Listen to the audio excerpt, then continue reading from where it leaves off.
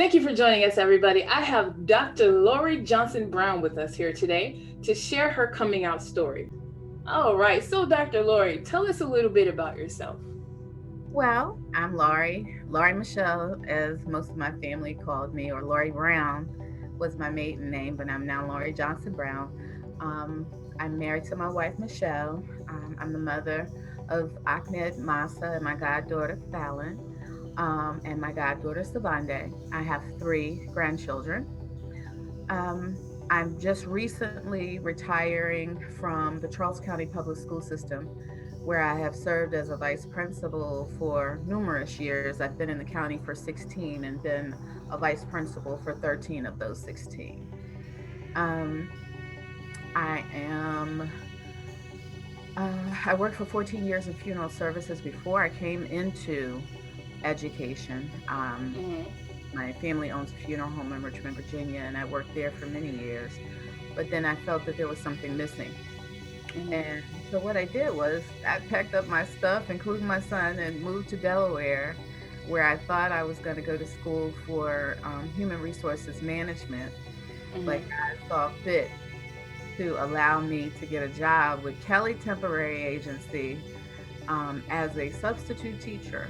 And my very first assignment was at Douglas Alternative High School and Douglas Alternative. And I fell in love. And the rest is history. So I came into education with a bachelor's in business administration with a minor in management. Mm-hmm. Um, that school in Delaware propelled me to now have a master of education in special education, pre-K through 12, and also a doctorate of philosophy in educational leadership, pre-K through 12. So all earned degrees that I worked really hard for. I tell people all the time that I'm just that little nappy headed girl from Northside who had a dream. And Right, right. so Wow. I also own my own natural skincare company called Ambrosia Natural Skincare. And I Mm-hmm. did that because I'm very, very, very sensitive to a lot of things. A lot of things break me out. And people started saying that they liked how I smell. So I started getting some other people, and it was born in 2018, and I'm amazed at how people have accepted me and accepted my products and really and truly enjoy them. I believe that I am channeling the spirit of my great great grandmother, who also was a healer. Um, Mm-hmm. she was first generation free, and as that healer, Wow. she didn't have medicine. There was no such thing as going to the doctor to get stitched up. She had to use her salves and different ointments and different things that she got out of nature to help, and that's what I do. Absolutely, absolutely. Because I also do missionary work in Westmoreland, Jamaica, and in Throne, Jamaica.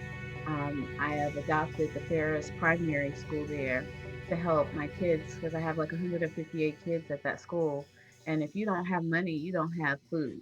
You can actually Mm-hmm. go to the school for free because it's a primary school, which is why most of them have a sixth grade education, seven through their assessments you have to pay for. Mm-hmm. So I'm working with a collaborative of women in education now to try to build some grants, get some grants, and write some grants so that we can get them some more funding. Mm-hmm. Okay, that's wow. That's phenomenal. I would love to do something like that. That sounds really fulfilling, actually. Now, with all of your accomplishments and with the way you grew up, tell us a little bit about how you grew up. What was your childhood like? What was your experience with God and religion? Well, my childhood, I was brought up in a Baptist church. My mom and dad went to two separate churches, so Mm-hmm. I had the opportunity to go both with them. Um, and I was always in Sunday school. I was always in vacation Bible school. I was always at church. Even if my parents weren't there back then, you could put your kid on the bus, church van, and get us sent over to the church. And so, yeah, that's what I did. And then as a Baptist, well, our Baptist church, they had ashtrays on the porch, so you know, The deacon smoking outside in front of the church right after service. I seen it. I understand it. during during you hear me tiptoe out that door. So my parents were staunch Baptists, so there was not Mm, a staunch household with all of these rules and regulations. However, my dad, before he became a deacon, he would get done with his church service and go over to this other church called Jerusalem Holy Church at 12th mm, and Stockton Street in Richmond, Virginia. And mm. oh my goodness, when I had the opportunity to go with him and then to go over there, it Mhm. was it was like, because in our church we were singing anthems. Thine eyes have seen the glory. Right. We were singing like that.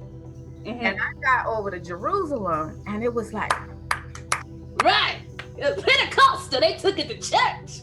oh my gosh, my just it was like the way that I would explain it is I felt like I was inside God when I was there, Wow. because Wow. it was an atmosphere of praise, and it was an atmosphere of power, and it was an Yeah. atmosphere of anointing that I didn't even know what it was. Here, I had been at my other church, still doing the same thing, but we had another church. At the time, it was called True Apostolic Church, Wait a which, minch. The way you remember all the names of these churches, that shows me that you not only had passion for what you were doing and where you were, but they had an impact on you. oh my goodness, yes. We didn't wear net. See, I went from my mama beating my tail because I wouldn't take my dresses off to Mm. a religion where I couldn't wear nothing but dresses and skirts. I was a skirt girl too. You know? Yes. I hated pants back then. I hated pants, and my mom she always wanted me to put on pants. So then when I got to Jerusalem, I couldn't wear pants. We didn't wear Oh, pants. We didn't wear pants. We didn't do makeup. We didn't do a whole bunch of jewelry. The men didn't wear red. I mean, it did was, you have the doilies? Did you oh wear the? yeah, we call them chapel caps. I still got a couple. Yes. I still got a couple of them. Yes, Listen. because you did not pray or prophesy without your head covered. Now, I Wow. think also the thing that drew me to that is strong women started Mount Sinai Holy Churches of America, which is the church that church was under. And it was all founded and created by women. And I think that too um, was like, wow, that's something different, because in the Baptist church at that time, in our church, we didn't have any women ministers at all. Yeah.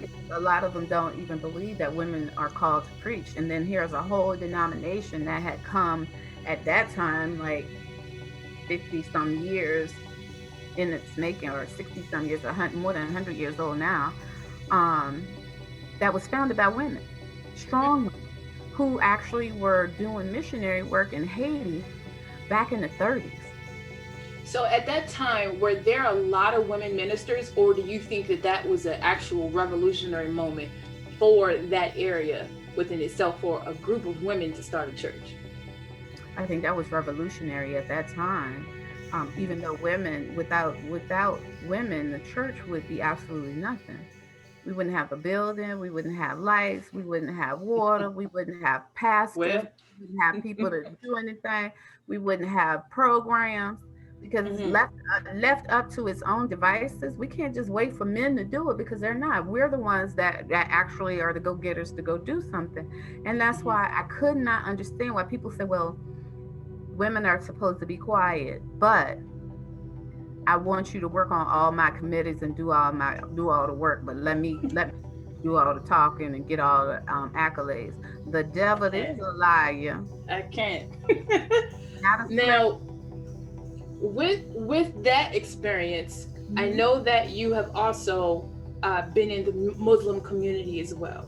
Mhm. Talk about that a little bit and tell us how they both compare.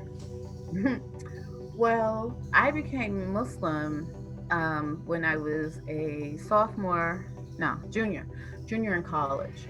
I had had a falling, well, not had a falling out. There was something that happened at the church that I was just speaking of, and I just decided that I didn't want to go back there anymore, and I was hurt.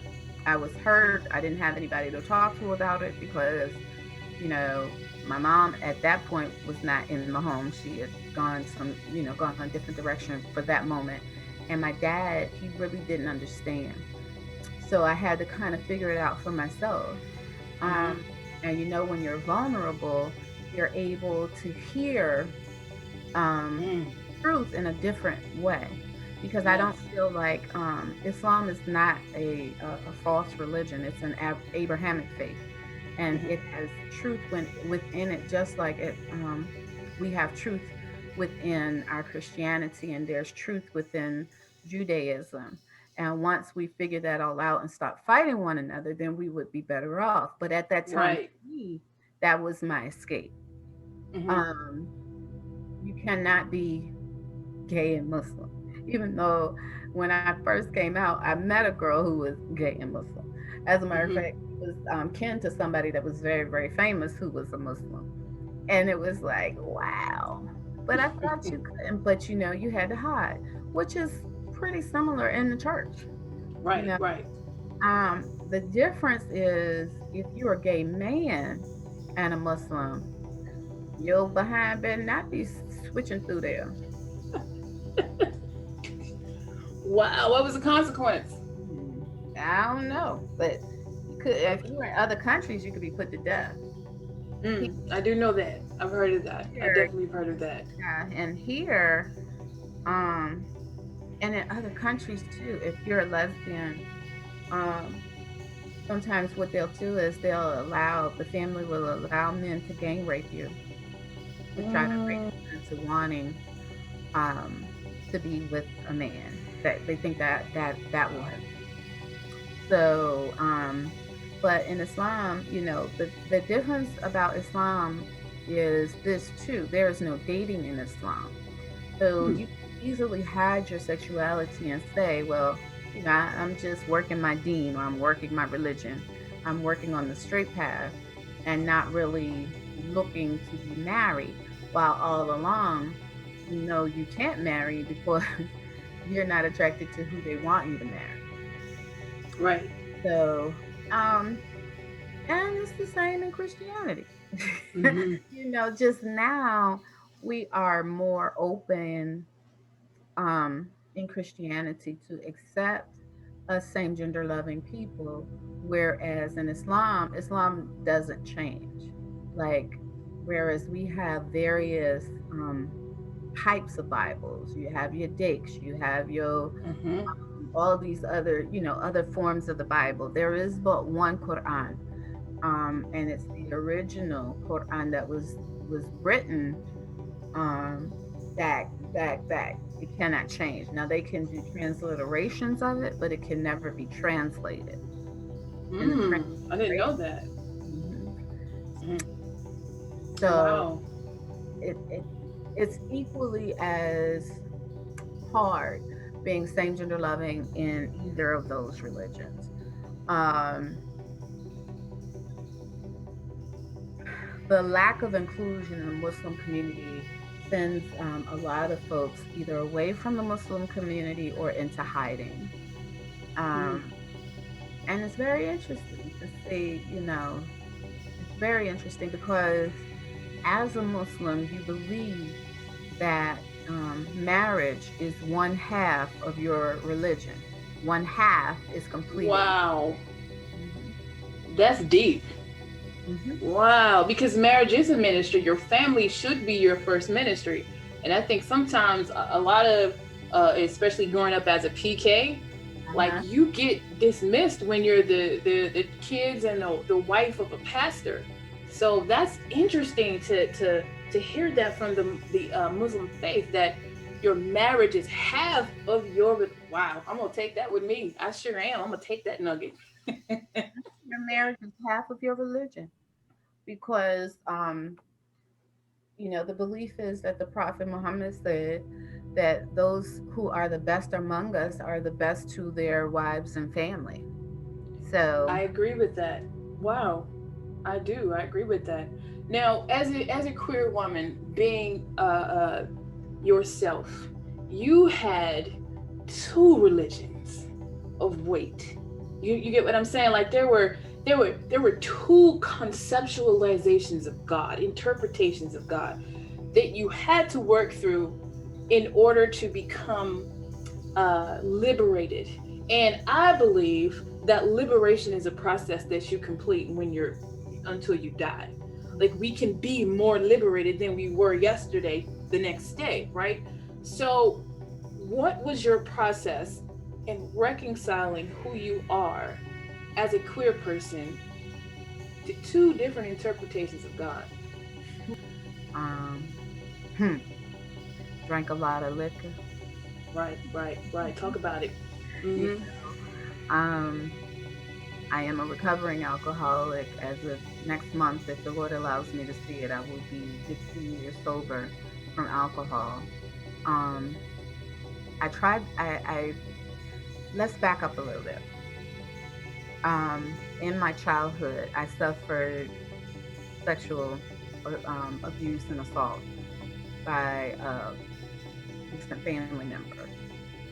Um, and so that had things kind of quirky for me anyway, because initially I never knew that it was wrong until I knew it Mm-hmm. was wrong.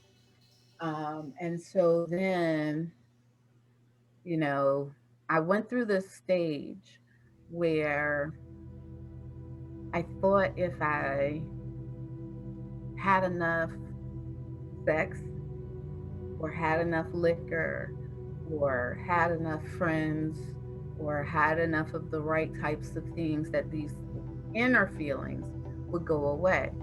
And then I heard at church and in other places that these feelings, even if you had them, you had to suppress them. Mm-hmm. So it was difficult to reconcile that. Um, so I poured a lot of liquor on. I ain't gonna lie, Yeah. because I felt this hole in my soul. Because one, I wasn't good enough for my own mother to love me in my estimation, but I also wasn't good enough to be normal. Mm. You know, I knew from the time I was about 4 or 5 years old. I used to rush home to see the Jet Beauty of the Week. I know young people don't remember those. The Jet magazine had the I beauty. remember. I could hardly talk back then. I was in speech. I could hardly talk back then. I was like, I always see the booty of the week, the booty of the week. And they thought, oh, that's so cute.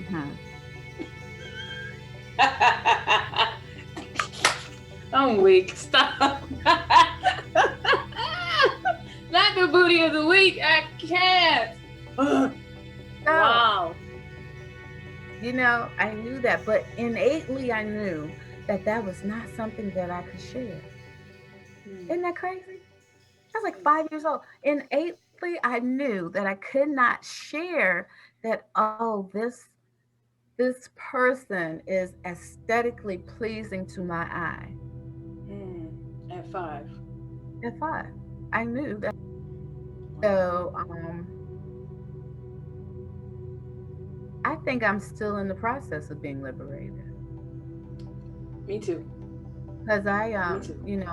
I think I don't, but like you said, I don't believe it to be, just a sprint. This is a Mm-hmm. journey, and there is no specific destination. There are some times now where I am still not comfortable in the skin that I'm in.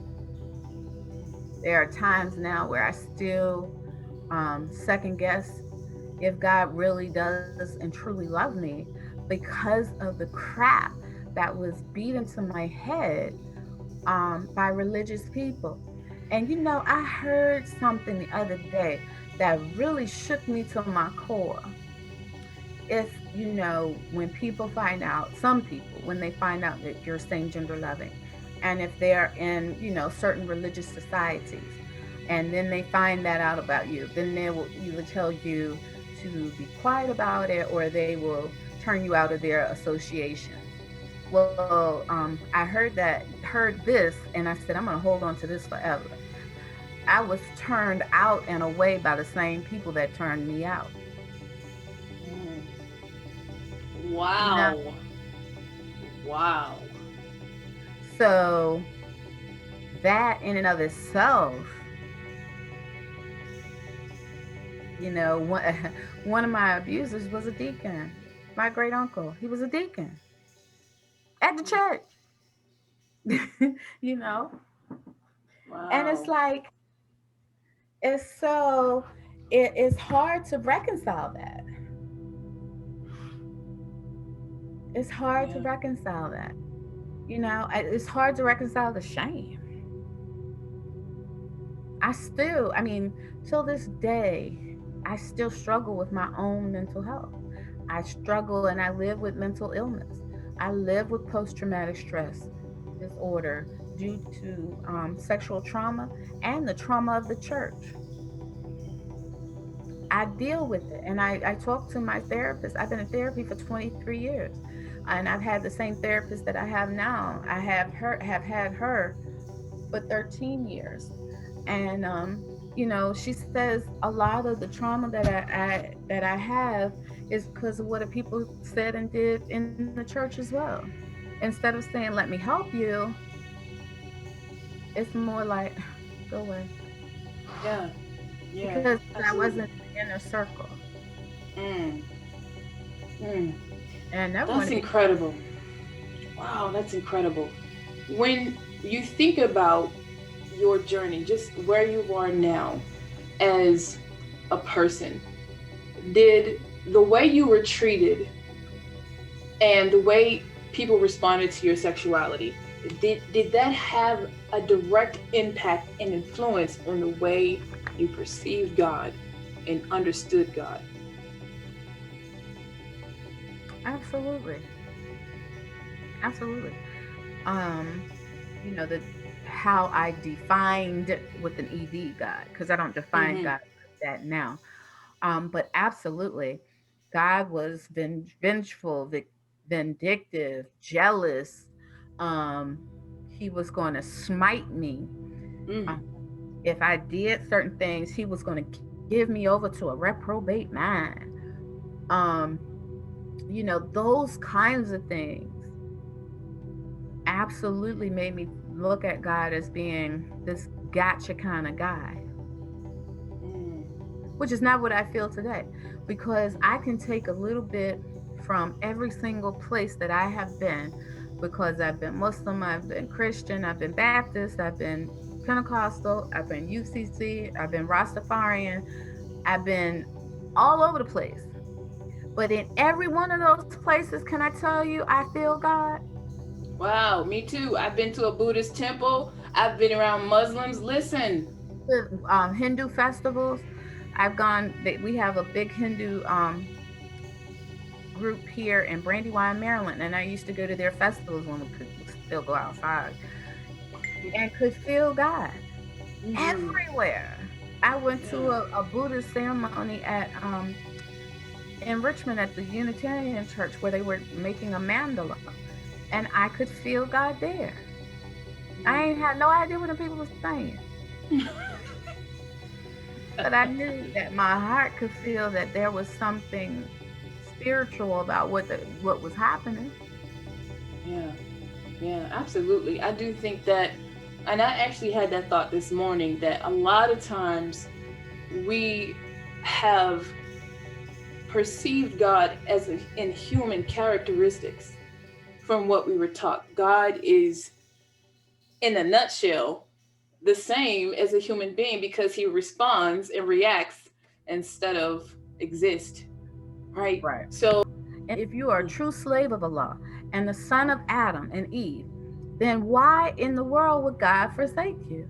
And in Wow. Christianity, we believe that we are sons and daughters of the Most High God. If that's the case, then why don't we step into our kinship and be there with our God, doing what needs to be done to make the progress we need to make as people in this world? Right. Right. Wow. Don't let nobody Wow. take that away from Right. Wow. Wow. It's amazing how telling your story is so impactful and powerful to other people because it gives them hope. you. Thank you for sharing your story. Thank you for sharing your wisdom because I remember when I first met you, you were praying for somebody and I was standing behind that person and I felt such a warmth. You weren't even praying for me. There was a warmth around the both of you. I wanted to understand what it was. And then I saw you praying for people more. And I saw you laying hands on people and hugging people in that affirming church. And you know what it did for me? It planted the seed that Michelle, yes, you are necessary. Mm-hmm. Mm-hmm. And I want to thank you for that. I want to thank you for being the example that you can be yourself and you can be anointed and you can be used of God as a clear person. I have to speak that aloud often because, I spent so many years thinking that there was no way that God could have actually called me because He called me when I was 16. I Mm, know the moment when the prophecy went forth at Jerusalem, that I was going to preach the word and that I was going to help bring healing to the nation. And I was like, yeah, right. I'm looking around because I'm like, I like to cuss too much to preach. okay. You've got to be what you believe that you're supposed to be for God to get the glory out of your life. That's it. I don't care what your mama said. I don't care what your daddy didn't do. I don't care what the cousin told you. I don't even care what your third grade teacher told you was not going to be. If God has told you that's what you're going to do and you're going to be, I don't care if you are queer. I don't care if you're same gender loving. I don't care if you're transgender. I don't care if you're LGBTQIA plus ABCDEFG. God loves you. Yes, Period. yes, absolutely. Mic drop. Wow, that's all we need.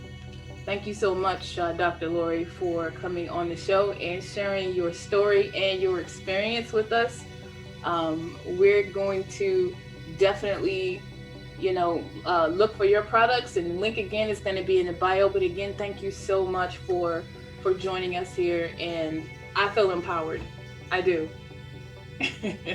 All right, you guys, check in with us next time for MJ's Quiet Corners Coming Out Story.